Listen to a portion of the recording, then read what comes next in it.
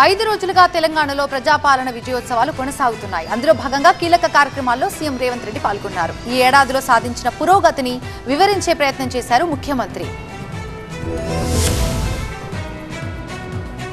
రేవంత్ సర్కారు ఏర్పాటై ఏడాది కావస్తున్న సందర్భంగా రాష్ట్రంలో అనేక కార్యక్రమాలను నిర్వహిస్తోంది ఈ ప్రభుత్వం. ఇందులో భాగంగా ఇందిరమ్మ ఇళ్ల పథకం యాప్ ను ప్రారంభించిన సీఎం రేవంత్ రెడ్డి తొలి విడతలో భాగంగా ప్రతి నియోజకవర్గానికి 3500 ఇళ్లు నిర్మించాలని నిర్ణయించినట్టుగా చెప్పారు. రాష్ట్రంలో 4.5 లక్షల ఇళ్ల నిర్మాణానికి అనుమతులు ఇచ్చినట్టుగా సీఎం స్పష్టం చేశారు. పథకంలో లబ్ధిదారులకు ప్రభుత్వం 5 లక్షల రూపాయల ఆర్థిక సాయాన్ని అందించనుంది. అంతేకాకుండా లబ్ధిదారులు తమకు ఇష్టమైన రీతిలో ఇల్లు నిర్మించుకునే వెసులుబాటును కల్పించింది ప్రభుత్వం.